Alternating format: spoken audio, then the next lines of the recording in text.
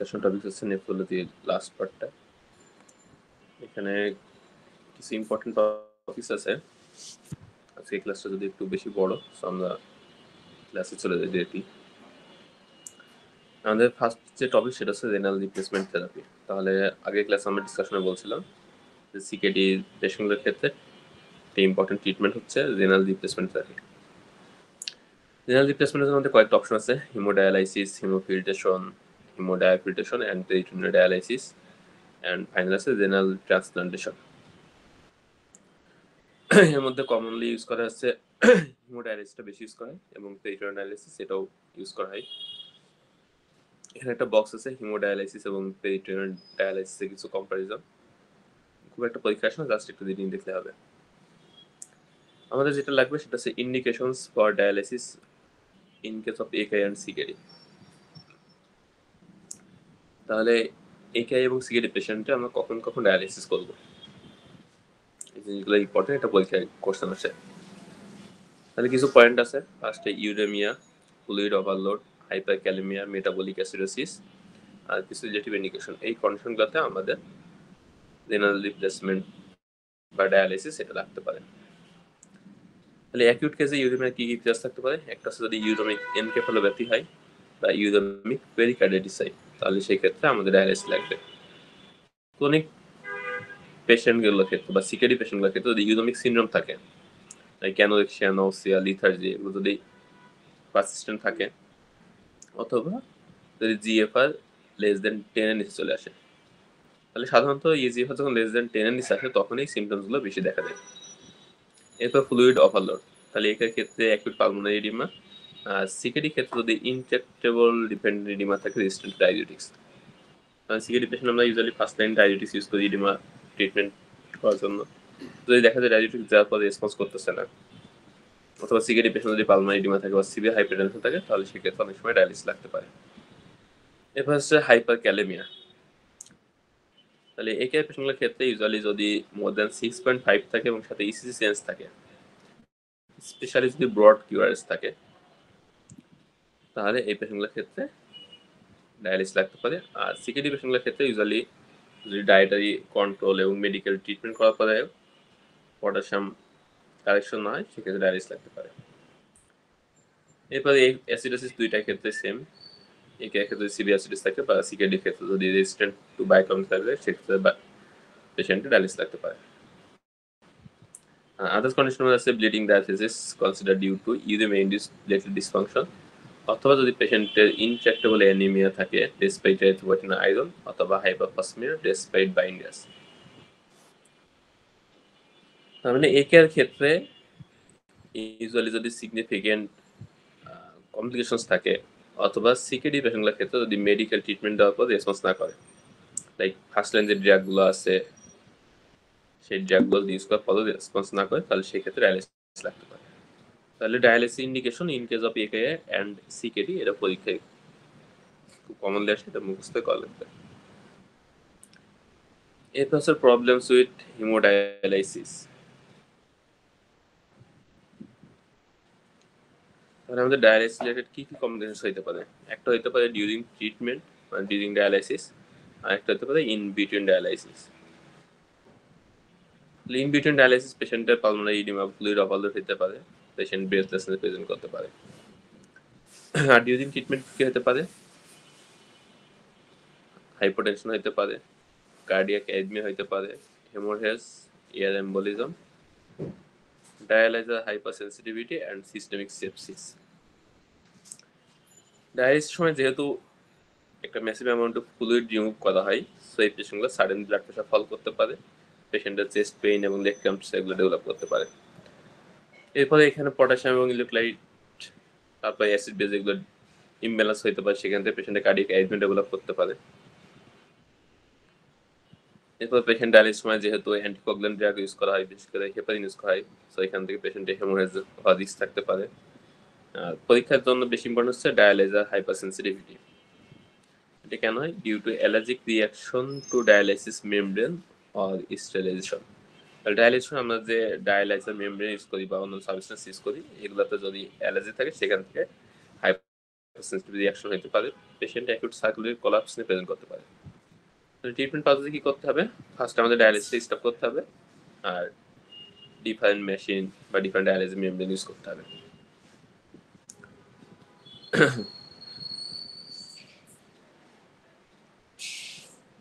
এরপর পেরিটোনিয়াল ডায়ালিসিসের কিছু কমপ্লিকেশনস আছে, এখানে জাস্ট নামগুলো মুখস্থ করলে হবে কি কি কমপ্লিকেশন ডেভেলপ করতে পারে।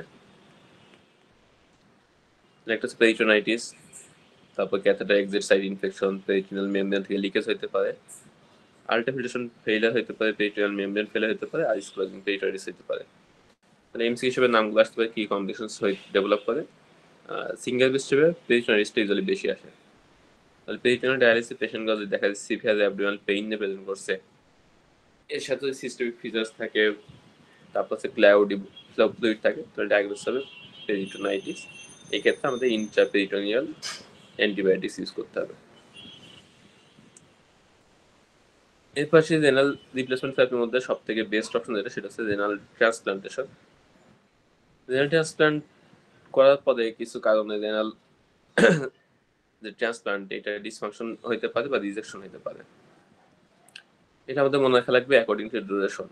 তাহলে যদি ভেরি শর্ট পিরিয়ডের মধ্যে অ্যালোগ্যাপ ডিসফাংশন ডেভেলপ করে উইদিন আওয়ার্স টু ডেজ, তাহলে সেক্ষেত্রে আমাদের কয়েকটা ডিফারেন্সিয়াল আসবে।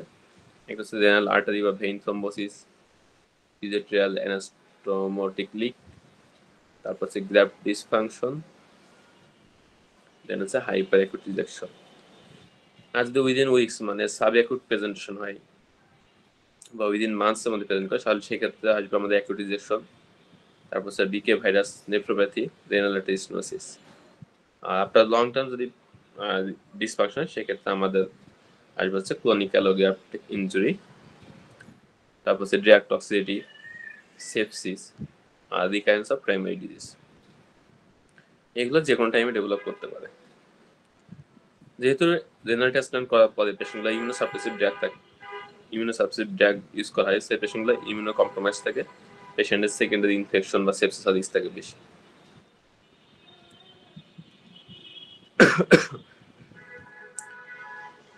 এই পর্যায়ে আরেকটা জিনিস পরীক্ষা, সেটা হচ্ছে রিকারেন্স অফ প্রাইমারি ডিজিজ। তাহলে কিছু ডিজিজ আছে যেগুলো পেশেন্টের রেনাল ট্রান্সপ্লান্ট করার পরও এই ডিজিজগুলো আবার রিঅ্যাপিয়ার করতে পারে, লাইক ফোকাল সিগমেন্টাল গ্লোমেরুলোস্ক্লেরোসিস, তারপর mesangio capillary glomerulonephritis, atypical haemolytic uraemic syndrome, আইজেনোপ্যাথি, মেমব্রেনাস গ্লোমেরুলোনেফ্রাইটিস।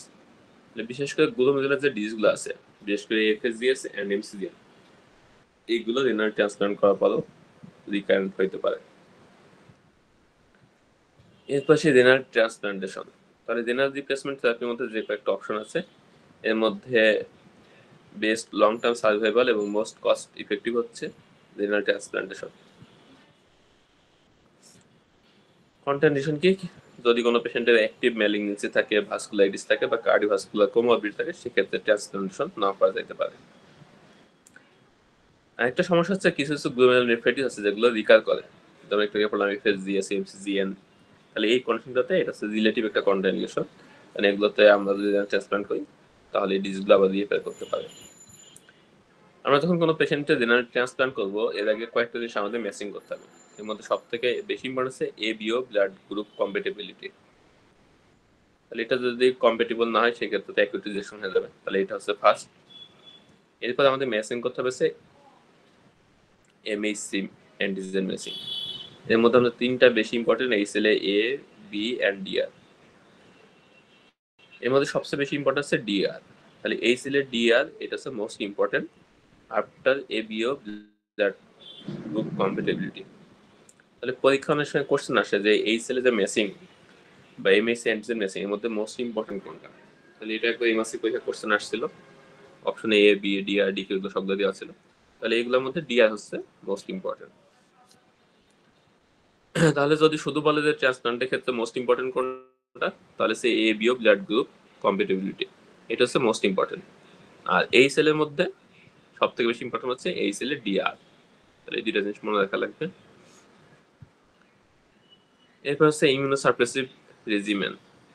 এখানে ড্রাগসের নামগুলো মনে রাখলে হবে। আমরা এখানে প্রেডনিজোল ইউজ করি, সাইক্লোস্পিরিন টেক্টোলিমাস ইউজ করি, আর অ্যাজাথিওপ্রিন আর mycophenolate mofetil triple therapy use করা হয়।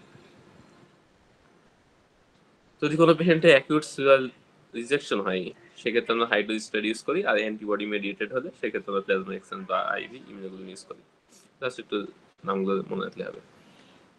এরপর mechanism and examples of drug induce renal disease or dysfunction.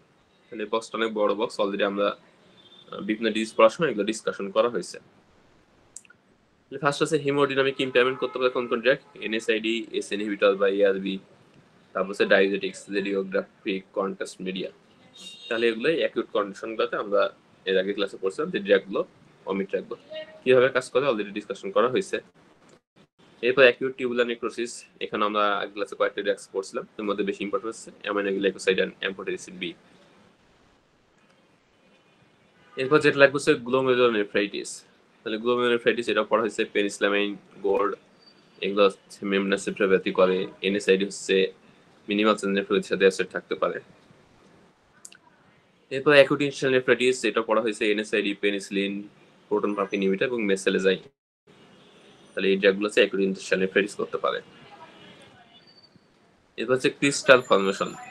তাহলে কেমোথেরাপি এটা ডিরেক্টলি করে না, ইউজুয়ালি টিউমারাইসিস সিনড্রোমের মাধ্যমে করে। আর একটা হচ্ছে অ্যাসাইক্লোভির অ্যান্টিভাইরাল ড্রাগ, এটা হচ্ছে এগুলো ক্রিস্টাল নেফ্রোপ্যাথি করতে পারে। আর একটা পড়া লাগবে স্যার নিউরোপেরিটোনিয়াল ফাইব্রোসিস। তাহলে যেগুলো আলগোট ডেরিভেটিভস ডোপামিন অ্যাগনিস্ট, যেমন ক্যাবারগোলিন, ব্রোমোক্রিপ্টিন, এগুলো হচ্ছে রেট্রোপেরিটোনিয়াল ফাইব্রোসিস করতে পারে। এছাড়া মিথাইল সায়াজাইড আছে, আরেকটা আছে প্র্যাকটলল। রেট্রোপেরিটোনিয়াল ফাইব্রোসিসের কজগুলো অনেক পরীক্ষা এমসিকিউ আসে। তাহলে এই বক্স থেকে সবগুলো না পড়লে যেগুলো হাইলাইট করা আছে আলাদা করে সেগুলো একটু পড়া লাগবে, এটা পরীক্ষা আসছে এগুলা। এরপর হচ্ছে রেনাল ডিজিজ ইন প্রেগন্যান্সি, এটা আলাদা করে পড়া খুব বেশি কিছু নাই, এটা আমরা অলরেডি হেপাটোলজিতে পড়া হয়েছে। তাহলে রেনাল ডিজিজ কিভাবে প্রেজেন্ট করতে হয়, একটা হচ্ছে eclampsia, disseminated intravascular coagulation, thrombotic microangiopathy, acute fatty liver and হেলথ সিনড্রোম, এগুলো অলরেডি ডিসকাশন করা হয়েছে। এরপর সেই ইনফেকশনস অফ ইউরিনারি ট্র্যাক্ট। তাহলে ইউরিনারি ট্র্যাক্টে যে ইনফেকশনগুলো হয় এগুলোর মধ্যে মোস্ট কমন পজিটিভ অর্গানিজমস হচ্ছে ইকোলাই। এরপর কিছু রিস্ক ফ্যাক্টর আছে যেগুলো থাকলে ইউটিআই রিস্ক বেশি হয়,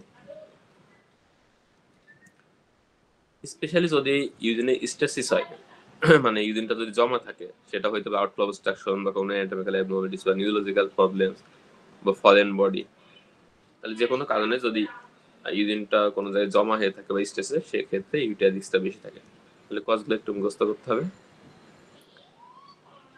এরপরে হচ্ছে ইউটিআই আমরা জানি ফিমেলদের ক্ষেত্রে বেশি হয়, কেন বেশি হয় এটার কিছু কজ আছে, এগুলো অনেক পরীক্ষা কোশ্চেন আসে।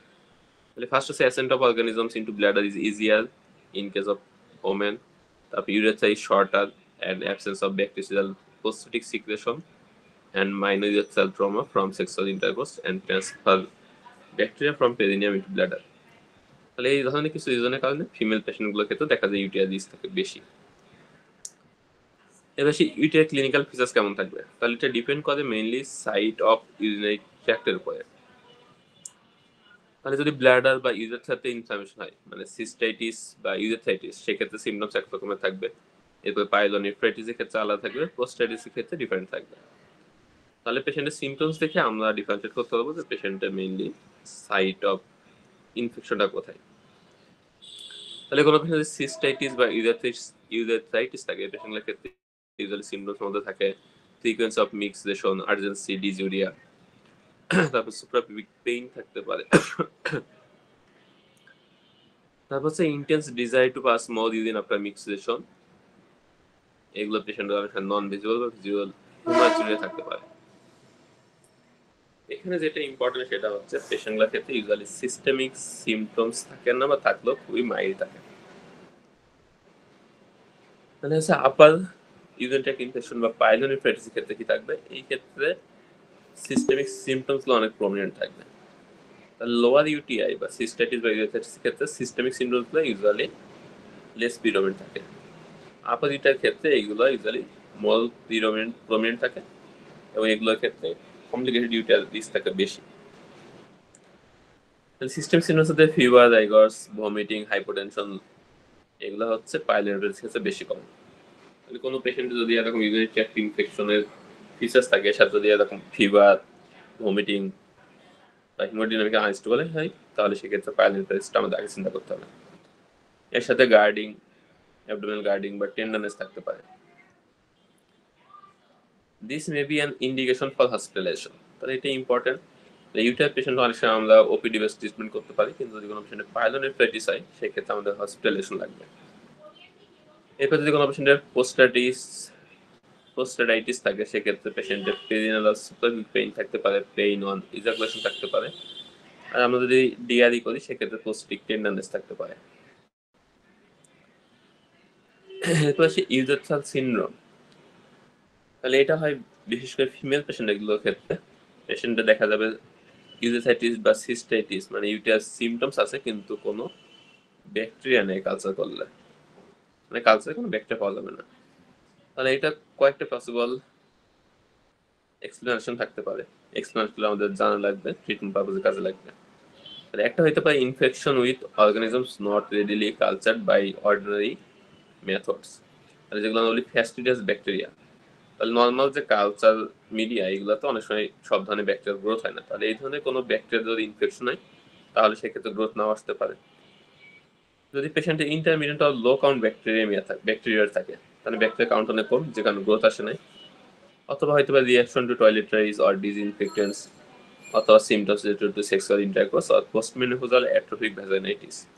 তাহলে এই কন্ডিশনগুলোর ক্ষেত্রেও পেশেন্টের সিস্টাইটিস বা ইউজাইটিসের মতো সিমটমস থাকতে পারে, কিন্তু দেখা যাবে কালচার করলে কোনো ব্যাকটেরিয়াল গ্রোথ নাই। এরপর সে ইনভেস্টিগেশনস। তাহলে ইনভেস্টিগেশনের মধ্যে আমাদের কিছু জিনিস ইম্পর্টেন্ট আছে যেগুলো পরীক্ষায় লাগবে এবং প্র্যাকটিক্যাল লাইফে লাগবে। ফার্স্ট আছে, in an otherwise healthy woman with a single lower UTI urine culture sensitive period to treatment is not mandatory. তাহলে ইউটিআই ক্ষেত্রে আমাদের মেইন ট্রিটমেন্ট অফ চয়েস হচ্ছে অ্যান্টিবায়োটিক। তবে কোনো পেশেন্টের যদি আদারওয়াইজ হেলদি থাকে, মানে অন্য কোনো কোমরবিডিস না থাকে, বিশেষ করে ডায়াবেটিস মেলাইটাস না থাকে, আর এটা যদি সিঙ্গেল টাইম ইউটিআই হয়, মানে ফার্স্ট টাইম ইউটিআই হয়, তাহলে সেক্ষেত্রে কালচার করার দরকার নাই। তাহলে ইউরিনারি কালচার আমরা কখন করবো? ফার্স্ট হচ্ছে যদি কোনো পেশেন্টের রিকারেন্ট ইনফেকশন হয় অথবা after failure of initial treatment. তার মানে একটা পেশেন্টের বারবার ইউটিআই হইতেছে, অথবা ইউটিআই ট্রিটমেন্ট করা হয়েছে কিন্তু রেসপন্স পাওয়া, তাহলে সেক্ষেত্রে আমরা কালচার করতে হবে। দেন হচ্ছে ডিউরিং প্রেগনেন্সি, প্রেগনেন্ট ওম্যান হলে সেক্ষেত্রে অবশ্যই কালচার করতে হবে। আর হচ্ছে যদি কোনো পেশেন্ট ইমিউনো কম্প্রোমাইজড হয়, যদি পেশেন্টের ডায়াবেটিস মেলাইটাস থাকে বা আদার কোনো ইমিউনো কম্প্রোমাইজ কন্ডিশন থাকে, সেক্ষেত্রে আমাদের কালচার করতে হবে। অ্যান্ড ফোর্থ হচ্ছে ইনডুয়েলিং ক্যাথেটার অর ওল্ডার পিপল। তাহলে এই কন্ডিশনগুলো হচ্ছে আমাদের ইউরিনারি কালচার করার ইন্ডিকেশন। তাহলে কোনো পেশেন্ট যদি ইউটিআই থাকে তাহলে সব পেশেন্টে আমাদের কালচার করার দরকার নেই। যদি এই ধরনের কোনো ইন্ডিকেশন থাকে তাহলে আমরা কালচার করে অ্যান্টিবায়োটিক দেবো অথবা প্রোফাইলেক্টিক। আর যদি এই ধরনের কন্ডিশন না থাকে তাহলে আমরা এম্প্যাথিক্যাল অ্যান্টিবায়োটিক থেরাপি ইউজ করবো। এর পাশে ম্যানেজমেন্ট।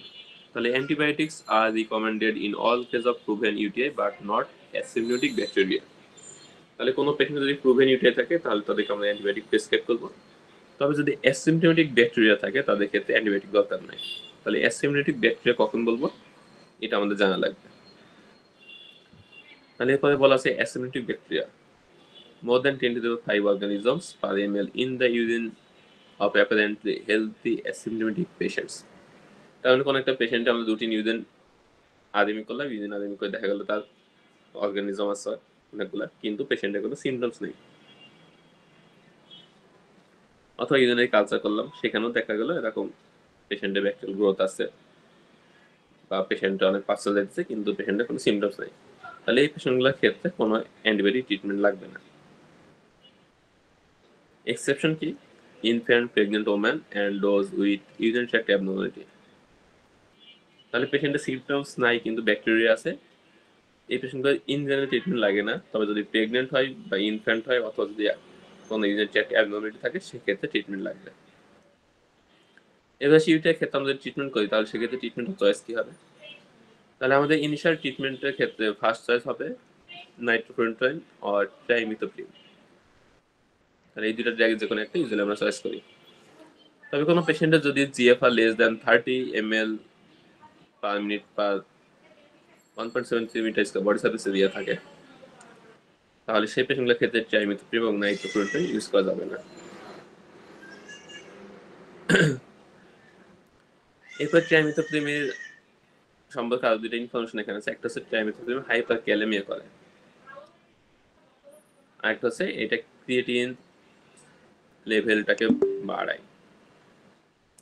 তাহলে ট্রাইমিথোপ্রিম যদি আমরা ইউজ করি তাহলে অনেক পেশেন্টের দেখা যাবে এস্টিমেটেড জিএফআর ক্যালকুলেশন করলে সেই জিএফআরটা কম দেখাবে। এটা আমরা নেফ্রোলজি চ্যাপ্টারে প্রথমে বলছিলাম কিছু কন্ডিশন আছে যেগুলো হচ্ছে ইজিএফআর ফলস ভ্যালু দিতে পারে। তাহলে ট্রাইমিথোপ্রিম হচ্ছে ইজিএফআর ভ্যালু কম দেখাইতে পারে। আরেকটা কি করতে পারে, হাইপার ক্যালেমিয়া করতে পারে। দেন হচ্ছে আমাদের জানা লাগবে প্রেগনেন্সিতে কোন কোন অ্যান্টিবায়োটিক সেফ এবং কোনটা আনসেফ। তাহলে প্রেগনেন্সিতে আমরা অ্যাভয়েড করবো যে ট্রাইমিথোপ্রিম, সালফোনামাইড, কুইনোলোনস অ্যান্ড টেট্রাসাইক্লিন, এই গ্রুপগুলোর ড্রাগ হচ্ছে প্রেগনেন্সিতে ইউজ করা যাবে না। প্রেগনেন্সিতে আমাদের সেফ আছে কি কি, পেনিসিলিন অ্যান্ড সেফালোস্পোরিন, আর একটা আছে নাইট্রোফ্রন্টাইন। তাহলে এই ড্রাগগুলো আমরা পেনিসিলিন এই প্রেগনেন্সিতে যদি ইউটিআই হয় সেক্ষেত্রে আমরা ইউজ করতে পারবো। বেশি ক্যাথেটার রিলেটেড ব্যাকটেরিয়া, তাহলে এটাও পরীক্ষা অনেক সময় কোশ্চেন আসে। তাহলে কোনো পেশেন্টের যদি ক্যাথেটার করা থাকে এবং এই পেশেন্টরা যদি ব্যাকটেরিয়া থাকে এবং পেশেন্ট অ্যাসিম্পটোমেটিক থাকে তাহলে কোনো ট্রিটমেন্ট দরকার নাই। তাহলে অ্যাসিম্পটোমেটিক পেশেন্টের যদি ক্যাথেটার রিলেটেড ব্যাকটেরিয়া থাকে সেক্ষেত্রে ট্রিটমেন্ট লাগবে না।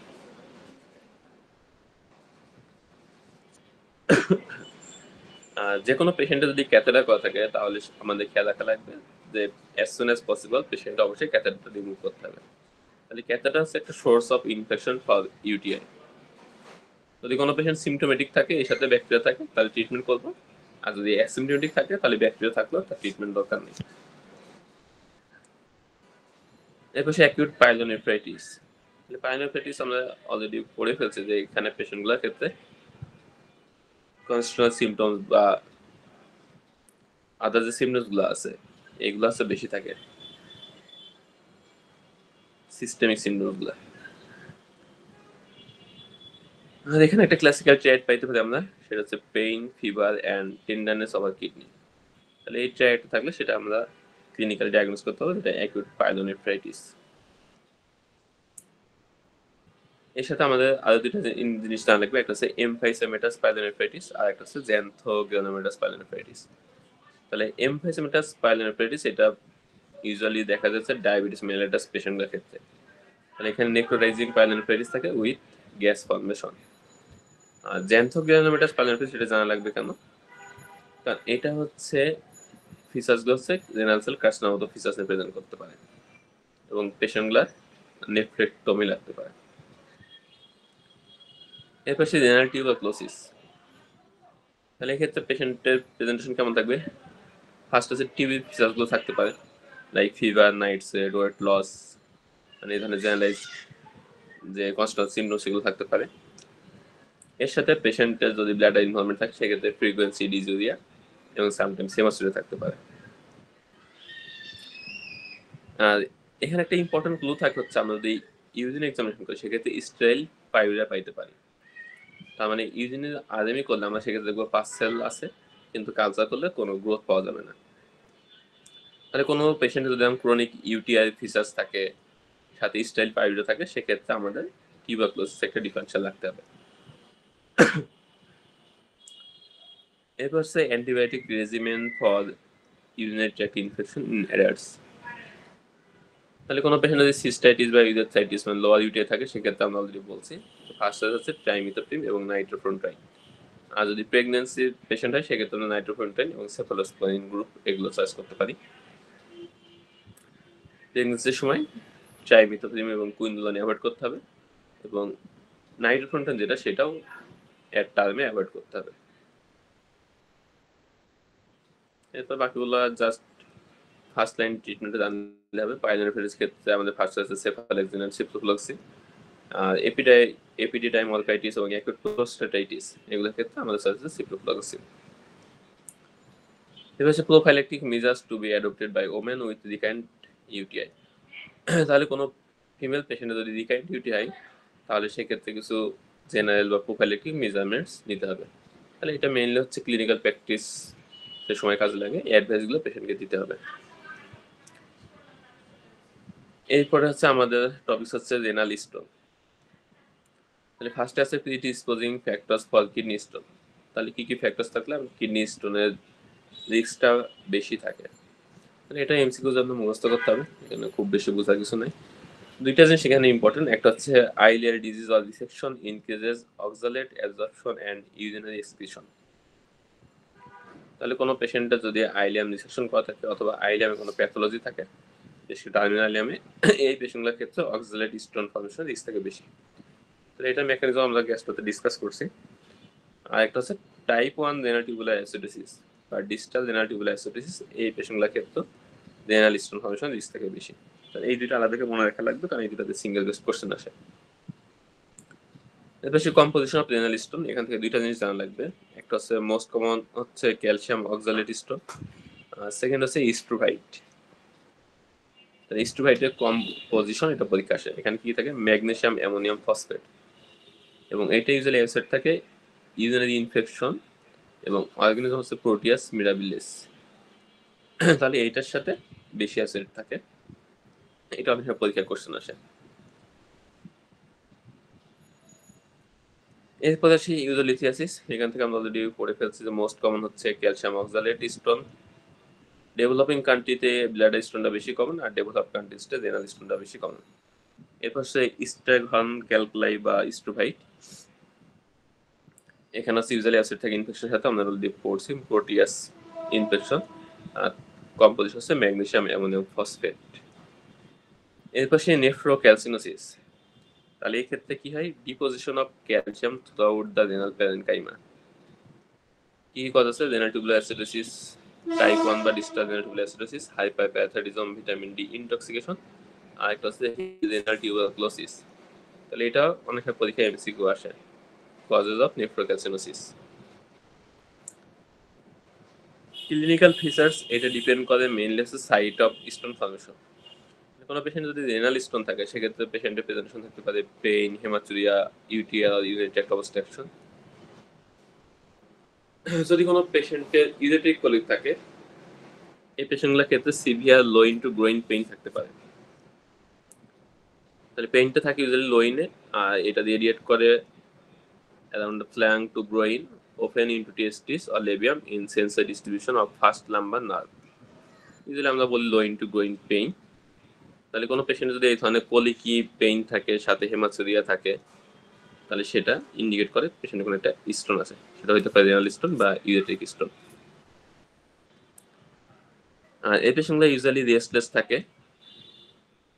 আর সাথে সিস্টেমিক সিমটমস থাকতে পারে লাইক নসিয়া, ভমিটিং, এগুলো থাকতে পারে। ইনভেস্টিগেশন থেকে আমাদের একটা জানলে হবে, সেটা হচ্ছে gold standard test for stone. তাহলে নন কন্ট্রাস্ট সিটি স্ক্যান, এটা হচ্ছে গোল্ড স্ট্যান্ডার্ড টেস্ট। এরপর হচ্ছে measures to prevent calcium stone formation. তাহলে স্টোন ফর্মেশন প্রিভেন্ট করার জন্য কি কি মেজারমেন্ট নিতে পারি? এখানে মেনলি দুই ধরনের মেজারমেন্ট আছে, একটা হচ্ছে ডায়েটারি আর একটা হচ্ছে ড্রাগস। তাহলে ডায়েটের মধ্যে ইম্পর্টেন্ট হচ্ছে আমাদের ফ্লুইড ইনটেক বাড়াইতে হবে, তারপর সোডিয়াম রেস্ট্রিকশন করতে হবে। প্রোটিনের ক্ষেত্রে হচ্ছে moderate diet, high protein diet avoid করতে হবে। তারপর হচ্ছে ক্যালসিয়াম সাপ্লিমেন্টেশন অ্যাভয়েড করতে হবে, এবং হাইপোক্যালসিয়াম দুইটা অ্যাভয়েড করতে হবে। তাহলে ক্যালসিয়াম হচ্ছে নর্মাল ক্যালসিয়াম ইনটেক করতে হবে। ক্যালসিয়াম যদি কমে যায় বা ক্যালসিয়াম যদি বেড়ে যায়, দুইটা ক্ষেত্রে স্টোন ফর্মেশন রিস্ক বাড়তে পারে। তারপর হচ্ছে অক্সালেট কন্টেনিং যে ফুডগুলো আছে সেগুলো অ্যাভয়েড করতে হবে। আর ড্রাগসের মধ্যে ইম্পর্টেন্ট হচ্ছে পটাশিয়াম সাইট্রেট, থায়াজাইড ডাইজোটিক্স, আর হচ্ছে অ্যালোপিউরিনল। তাহলে থায়াজাইড ডাইজোটিক্স এটা হচ্ছে ক্যালসিয়াম এক্সক্রিশন কমায় এবং রিকারেন্ট স্টোন ফর্মেশন কমায়। আর অ্যালোপিউরিনল এটা হচ্ছে মেইনলি ইফেক্ট হচ্ছে ইউরেট স্টোনের ক্ষেত্রে। আর ভিটামিন ডি এবং ভিটামিন সি সাপ্লিমেন্টেশন দুইটা অ্যাভয়েড করতে হবে। ভিটামিন ডি সাপ্লিমেন্টেশন নিলে সেই ক্ষেত্রে ক্যালসিয়াম স্টোনের রিস্ক বাড়তে পারে, আর ভিটামিন সি সাপ্লিমেন্টেশন নিলে সেই ক্ষেত্রে অক্সালেট এক্সক্রিশন বাড়ে এবং অক্সালেট স্টোন ফর্মেশন রিস্ক বাড়ে। তাহলে ইন শর্ট পরীক্ষায় যেটা আসতে পারে যে একটা রেনাল স্টোন ফর্মেশন প্রিভেন্ট করার জন্য কি কি স্টেপ নেওয়া যেতে পারে আর কি কি জিনিস অ্যাভয়েড করা লাগতে পারে। তাহলে গুড ফ্যাক্টরস বা পেশেন্টকে ইনটেক বাড়াইতে হবে, যেটা যেটা সেটা হচ্ছে একটা হচ্ছে ফ্লুইড ইনটেক, দেন হচ্ছে ফ্রেশ লেমন জুস, প্রোটিন এবং ক্যালসিয়াম দুইটা নর্মাল, যতটুকু দরকার ততটুকু নিতে হবে। আর ড্রাগসের মধ্যে হচ্ছে পটাশিয়াম সাইট্রেট, থায়াজাইডাইজেটিক্স, আর হচ্ছে অ্যালোফিনল। তাহলে 3টা ড্রাগ আছে আর 3টা ডায়েটারি মেজারমেন্ট আছে। আর কি কি অ্যাভয়েড করতে হবে? ফার্স্ট হচ্ছে কার্বোনেটেড ড্রিঙ্কস অ্যাভয়েড করতে হবে, হাই সোডিয়াম এবং হাই প্রোটিন ডায়েট অ্যাভয়েড করতে হবে। তারপর হচ্ছে food rich in high oxalate, আর supplementation calcium, vitamin D and vitamin C supplementation, এগুলো অ্যাভয়েড করতে হবে। তাহলে এই কন্ডিশনগুলো হচ্ছে স্টোনের রিস্ক বাড়ায়, শুধু এগুলো অ্যাভয়েড করা লাগবে। এরপর রেট্রোপেরিটোনিয়াল ফাইব্রোসিস, তাহলে অলরেডি আমরা কয়েকটা ড্রাগস কজ পড়ে আসছে আগের বক্স থেকে, ড্রাগের কারণে রেট্রোপেরিটোনিয়াল ফাইব্রোসিস হতে পারে। তাহলে ড্রাগ কজগুলো মুখস্থ করা লাগবে। আর এর বাইরে radiation, aortic aneurysm, metastatic carcinoma and IBD, এগুলো কারণে রেট্রোপেরিটোনিয়াল ফাইব্রোসিস হতে পারে। আইজিজি4 রিলেটেড ডিজিজগুলোর সাথে অ্যাসোসিয়েট থাকতে পারে এবং এখানে আইজিজি4 বেশি থাকতে পারে। এখান থেকে খুব একটা কোশ্চেন আসে না। এরপর রেনাল সেল কার্সিনোমা, তাহলে এটা পরীক্ষার জন্য ইম্পর্টেন্ট, এখান থেকে কোশ্চেন আসতে পারে। তাহলে রেনাল সেল কার্সিনোমার ক্ষেত্রে ক্লাসিক্যাল সিনারিও কেমন থাকে? এটা ইউজুয়ালি ওল্ডার এজে পেশেন্টগুলোর ক্ষেত্রে বেশি হয়। পেশেন্টের একটা ক্লাসিক্যাল ট্র্যাট থাকতে পারে, haematuria, abdominal pain and abdominal mass. তবে এটা ইউজুয়ালি রেয়ার, সব পেশেন্টগুলোর ক্ষেত্রে থাকে না। এর সাথে পেশেন্টের সিস্টেমিক সিস্টেমস থাকতে পারে। রেনাল সেল কার্সিনোমার মধ্যে সবথেকে কমন হচ্ছে clear cell renal cell carcinoma. আর রেনাল সেল কার্সিনোমা মেটাস্টেস হতে পারে লাংস, বোন অ্যান্ড ব্রেইনে। এটা একটু মনে রাখা লাগবে, কোন কোন অর্গানে রেনাল সেল কার্সিনোমা মেটাস্টেস হতে পারে। ক্লিনিক্যাল ফিচার্সের মধ্যে পেশেন্টের প্রেজেন্টেশন থেকে ভ্যারিয়েবল, পেশেন্টে অ্যাসিডিটি থাকতে পারে, অথবা কোনো পেশেন্ট হেমাচুরিয়া প্রেজেন্ট করতে পারে, আবার কেউ loin pain and abdominal mass present করতে পারে। আর ক্লাসিক্যাল ট্র্যাট যেটা pain, haematuria and abdominal mass, এটা পাওয়া যায় অনলি 10%। বাকি পেশেন্টগুলোর ক্ষেত্রে আইসোলেটেড সিমটমস নিয়ে প্রেজেন্ট করতে পারে।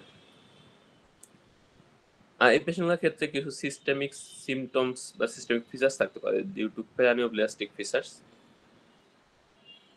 তাহলে রেনাল সেল কার্সিনোমা হচ্ছে ওয়ান অফ দ্য ম্যালিগন্যান্সি যেটা ফিভার নিয়ে প্রেজেন্ট করতে পারে। তাহলে পাইরেক্সিয়া অফ আননোন অরিজিন এর মধ্যে একটা পার্ট হচ্ছে ম্যালিগন্যান্সি। তাহলে কিছু সলিড অর্গান ম্যালিগন্যান্সি আছে যেগুলা ফিভার নিয়ে প্রেজেন্ট করে, এর মধ্যে একটা হচ্ছে রেনাল সেল কার্সিনোমা। এটা মনে রাখা লাগবে। অনেক পেশেন্টই আছে যাদের দেখা যায় পাইরেক্সিয়া অফ আননোন অরিজিনের কজ লিভারের কিছু পাওয়া যাচ্ছে না, সেই পেশেন্টের ক্ষেত্রে রেনাল সেল কার্সিনোমা থাকতে পারে। দেন হচ্ছে রেনাল সেল কার্সিনোমা থেকে এক্সেসিভ এরিথ্রোপয়েটিন রিলিজ হতে পারে। এটা হচ্ছে একটা প্যারানিওপ্লাস্টিক ফিচার। আরেকটা রিলিজ হতে পারে প্যারাথাইরয়েড হরমোন রিলেটেড প্রোটিন। তাহলে এই পেশেন্টগুলোর ক্ষেত্রে অনেক সময় পলিসাইথেমিয়া থাকতে পারে, মানে হিমোগ্লোবিনটা বেশি থাকতে পারে, হাইপার ক্যালসিমিয়া থাকতে পারে। তাহলে হাইপার ক্যালসিমিয়া একটা কজ আছে রেনাল সেল কার্সিনোমা, যেটা একটু মনে রাখা লাগবে। এবং এটা হয় কেন? Due to increased parathyroid hormone related protein.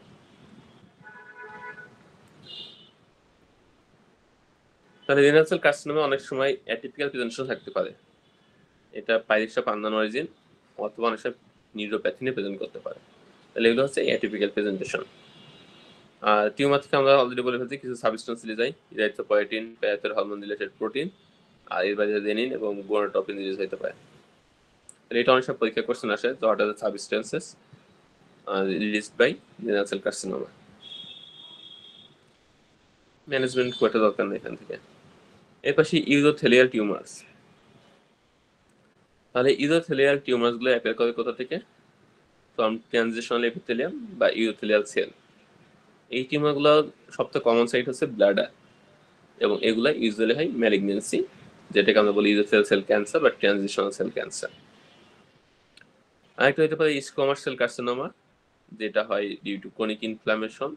এটা স্টোন বা সিস্টোমাসিস পেশেন্টগুলোর ক্ষেত্রে হতে পারে। তাহলে এটা একটু মনে রাখা লাগবে, সিস্টোসোমিয়াসিস এইগুলোর ক্ষেত্রে স্কোমাস সেল কার্সিনোমাটা বেশি কমন।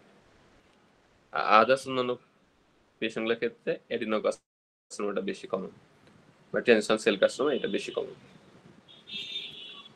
এর পাশে রিস্ক ফ্যাক্টর আছে। তাহলে এখানে দুইটা ইম্পর্টেন্ট রিস্ক ফ্যাক্টর আছে, একটা আছে স্মোকিং আর একটা আছে কার্সিনোজেন। কার্সিনোজেনের মধ্যে আমাদের ইম্পর্টেন্ট আছে aromatics, amine, aniline dyes and aldehyde. তাহলে যারা রঙের কারখানাগুলোতে কাজ করে, যেখানে ডাই নিয়ে কাজ করা হয়, এই পেশেন্টগুলোর ক্ষেত্রে এই যে ট্রানজিশন সেল কার্সিনোমা বা ইউরোথেল সেল কার্সিনোমা এগুলো রিস্ক থাকে বেশি। পেশেন্টগুলোর প্রেজেন্টেশন কেমন থাকে? মোস্ট অফ দ্য পেশেন্টের প্রেজেন্টেশন থাকে হচ্ছে painless visible hematuria.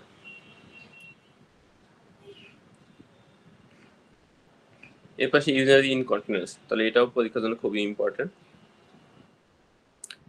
Risk factor কি আছে যাদের ক্ষেত্রে ইউরিনারি ইনকন্টিনেন্স রিস্ক বেশি থাকতে পারে? একটা হচ্ছে child birth, hysterectomy, recurrent UTI, constipation, obesity, smoking and caffeine. তাহলে এদের ক্ষেত্রে ইনকন্টিনেন্স রিস্ক থাকে বেশি।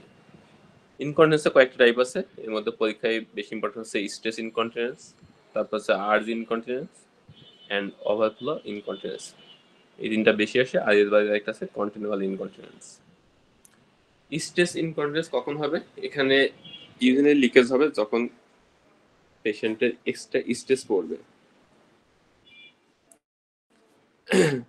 তাহলে পেশেন্টগুলোর ক্ষেত্রে ইউজুয়ালি ইনকন্টিনেন্স হয় ডিউরিং কাফিং, স্নিজিং অর এক্সারশন। কেন হয়? মোস্ট অফ দ্য কেজে এই ইনকন্টিনেন্স হয় due to pelvic floor muscle weakness. তাহলে পেলভিক ফ্লোর সাপোর্ট অথবা ইউজেথাল স্প্রিংটার অথবা দুইটাই যদি উইক হয়ে যায় তাহলে এটা বেশি হয়। এটা বেশি কমন হচ্ছে ফিমেল পেশেন্টগুলোর ক্ষেত্রে, বিশেষ করে আপনার চাইল্ড বার্থ এই কমপ্লেনগুলো বেশি থাকে। তাহলে কোনো পেশেন্টের যদি ইনকন্টিনেন্স থাকে ডিউরিং কাফিং আর স্নিজিং, তাহলে সেটা হবে হচ্ছে স্ট্রেস ইনকন্টিনেন্স। আর আর্জ ইনকন্টিনেন্স এটা হয় due to excessive detrusor activity. Detrusor muscle এটা হচ্ছে আমাদের মেইনলি ইউরিনেশনে হেল্প করে। তাহলে এই মাসেল যদি ওভার অ্যাক্টিভিটি হয় তাহলে এই পেশেন্টগুলোর ক্ষেত্রে বারবার হচ্ছে যে ইউরিনেশনের আর্জ আসতে পারে, এটাকে বলে আর্জ ইনকন্টিনেন্স। তাহলে এই ক্ষেত্রে মেইন কজ হচ্ছে দুইটা, একটা হচ্ছে হাইপার সেন্সিটিভ ব্ল্যাডার, সেটা হইতে পারে ইউটিআই বা ব্ল্যাডার স্টোনের কারণে, আর একটা হচ্ছে নিউরোলজিক্যাল কন্ডিশন। বিশেষ করে যদি কোনো পেশেন্টের আপার মোটর নিউরন লেশন থাকে সেই পেশেন্টের ক্ষেত্রে আর্জ ইনকন্টিনেন্সটা হইতে পারে বেশি। তাহলে এর মধ্যে স্পাইনাল বাইপিডা আছে, মাল্টিপল স্ক্লেরোসিস আছে, বা যে কোনো আপার মোটর নিউরন লেশনের ক্ষেত্রে পেশেন্ট আর্জ ইনকন্টিনেন্সটা প্রেজেন্ট করতে পারে। এরপর হচ্ছে ওভারফ্লো ইনকন্টিনেন্স। তাহলে এই পেশেন্টের ক্ষেত্রে কি হয়? ব্লাডারটা ওভার ডিস্টেন্ডেড হয়ে যায়। তাহলে আর্জ ইনকন্টিনেন্সের ক্ষেত্রে পেশেন্টগুলোর ক্ষেত্রে দেখা যায় ব্লাডার থাকে স্মল, তাহলে বারবার হচ্ছে যে কন্ট্রাকশন করে। আর ওভারফ্লো ইনকন্টিনেন্সের ক্ষেত্রে ইউজুয়ালি ব্লাডারটা কন্ট্রাকশন করে না, মানে ডেট্রিসাল মাসলগুলো ঠিক মতো কাজ করতে পারে না, দেখা যায় ব্লাডারটা ওভার ডিটেনশন হয়ে যায়, এরপরে এটা ওভারফ্লো হয়ে যায়। তাহলে এই ক্ষেত্রে কজ হচ্ছে দুইটা। মোস্ট কমন হচ্ছে বিনাইন প্রোস্টেটিক এনলার্জমেন্ট বা ব্লাডার নেক অবস্ট্রাকশন, এটা হইতে পারে কোনো ম্যালিগনেন্সির কারণে বা আদার্স কোনো কাজে যদি অবস্ট্রাকশন হয়ে যায়। আরেকটা হইতে পারে অ্যাটনিক ব্লাডার, এটা হইতে পারে ইডিওপ্যাথিক আর due to damage to pelvic nerves. তাহলে এটা হচ্ছে mainly lower motor neuron type lesion. তাহলে ইউরিনারি ব্লাডার যে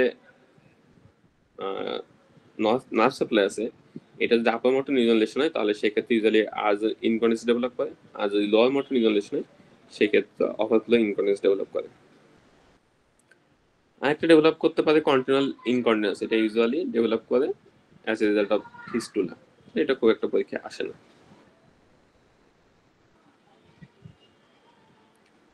ইনভেস্টিগেশন এখানে খুব একটা দরকার নেই, আমাদের লাগবে হচ্ছে ম্যানেজমেন্ট। তাহলে ম্যানেজমেন্টের মধ্যে আমাদের যে দুইটা সব থেকে বেশি ইম্পর্টেন্ট, একটা হচ্ছে স্ট্রেস ইনকন্টিনেন্স আর একটা হচ্ছে আর্জ ইনকন্টিনেন্স। স্ট্রেস ইনকন্টিনেন্স আমরা বলছিলাম এটা হয় mainly due to pelvic floor muscle weakness. সেই ক্ষেত্রে আমাদের ট্রিটমেন্টের মধ্যে ফার্স্ট অপশন হবে হচ্ছে ফিজিওথেরাপি বা পেলভিক ফ্লোর মাসল ট্রেনিং, যেটা কেগেল এক্সারসাইজ বলে অনেক সময়। আর যদি এটাতে রেসপন্স না করে তাহলে আমাদের সেকেন্ড লাইন হবে হচ্ছে ফার্মাকোলজিক্যাল ট্রিটমেন্ট, এটা এই ক্ষেত্রে আমরা ডুলোক্সিটিন ইউজ করতে পারি। তাহলে স্ট্রেস ইনকন্টিনেন্সের ক্ষেত্রে দুইটা, একটা হচ্ছে পেলভিক ফ্লোর মাসল এক্সারসাইজ বা pelvic floor muscle training, and second হচ্ছে ডুলোক্সিটিন। আর যদি কোনো পেশেন্টের আর্জ ইনকন্টিনেন্স হয় তাহলে সেক্ষেত্রে আমাদের ব্লাডার রিটেনিং করতে হবে, আর একটা হচ্ছে অ্যান্টিকোলিনার্জিক মেডিকেশন ইউজ করতে পারি।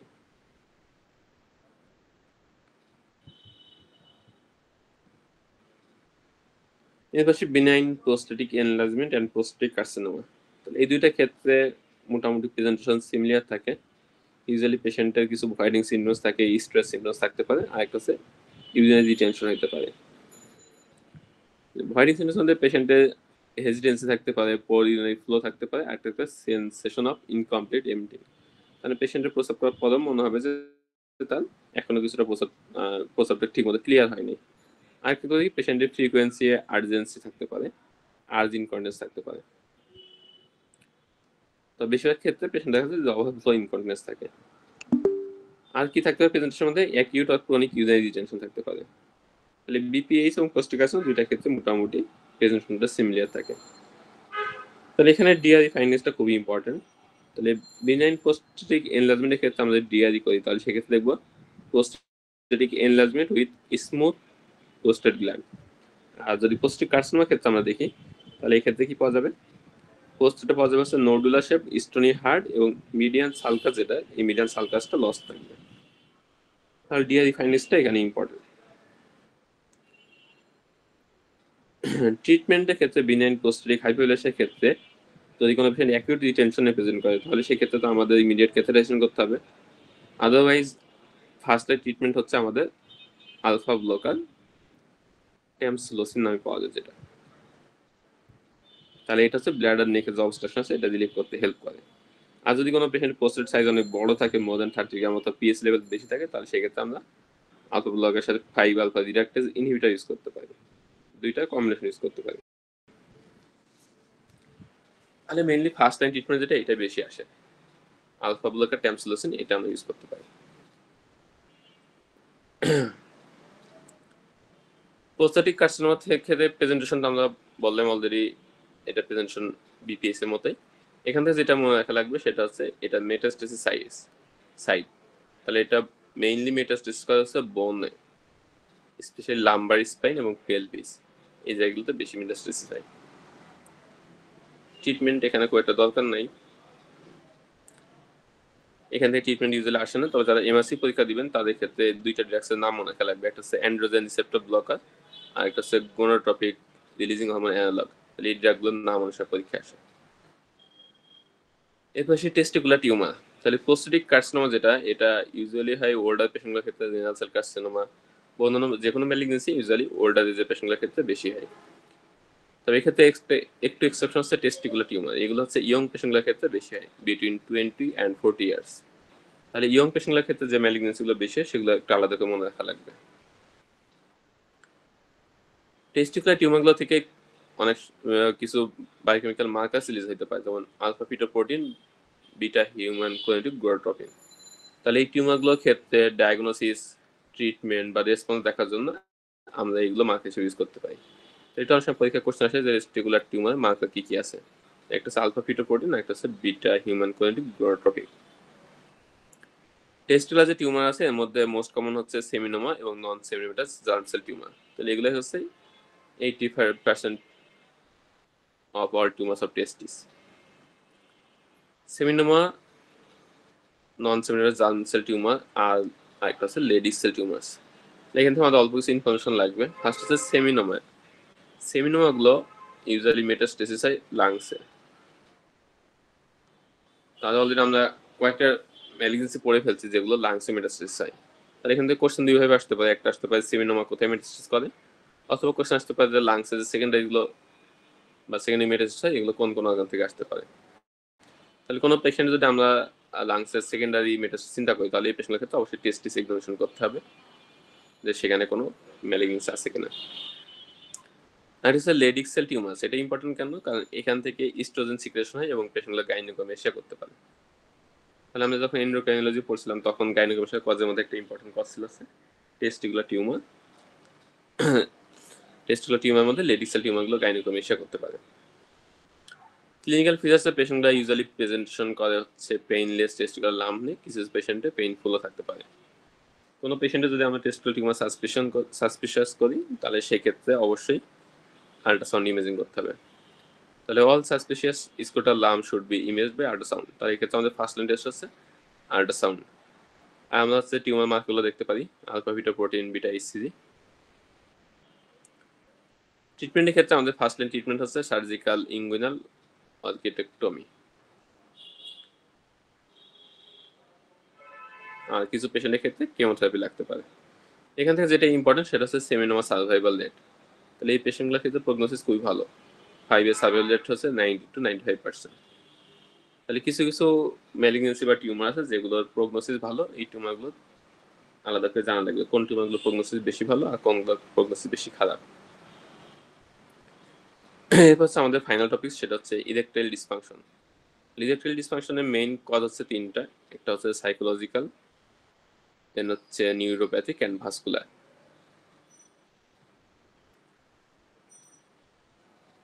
ইরেকটাইল ডিসফাংশনের কজগুলোকে দুই ভাগে ভাগ করা হয়েছে, একটা হচ্ছে উইথ রিডিউসড লিবিডো আর একটা হচ্ছে উইথ ইনট্যাক্ট লিবিডো।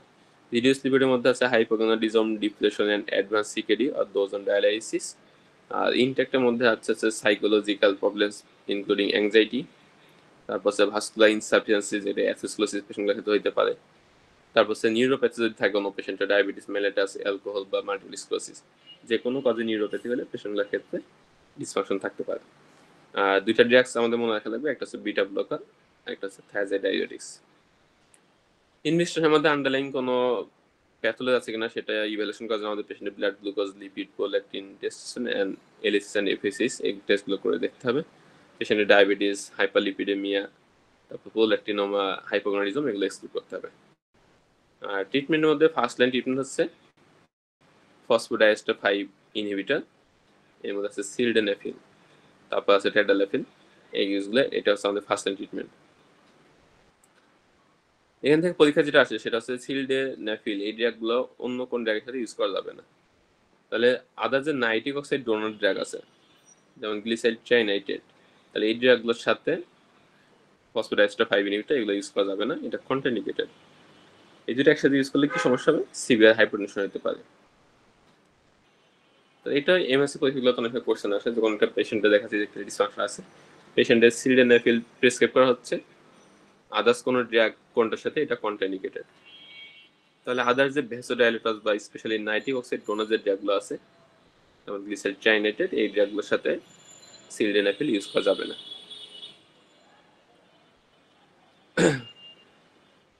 ওকে, তাহলে এগুলো ছিল আমাদের আজকে ক্লাসে ডিসকাশন। আজকে যে টপিকগুলো ডিসকাশন করা হয়েছে এগুলো বেশিরভাগই হচ্ছে মুখস্থ পড়ায়, এখানে মানে বোঝার মতো টপিক খুবই কম, এখানে বেশি ইম্পর্টেন্ট টপিকস তো নাই। তাহলে যেগুলো আছে এগুলো থেকে বেশিরভাগ সময় এমসিকিউ আসতে পারে। আর সিঙ্গেল বেস্ট আসার মতো আসছে মেইনলি রিনাল সেল কার্সিনোমা, যেটা থেকে সিঙ্গেল বেস্ট আসার মতো। বাকি যে টপিকগুলো আছে এগুলো থেকে খুব একটা কোশ্চেন আসে না, আসলে এমসিকিউ আসে। তাহলে এখান থেকে বেশিরভাগই মুখস্থ করা লাগবে। সো আজকে এই টপিক্সের মাধ্যমে আমাদের নেফ্রোলজি চ্যাপ্টারটা শেষ হলো। তাহলে কোনো কোশ্চেন আছে আজকের টপিক্স থেকে? ওকে, যদি কোনো কোশ্চেন না থাকে তাহলে আমাদের ক্লাস এই পর্যন্ত আজকে।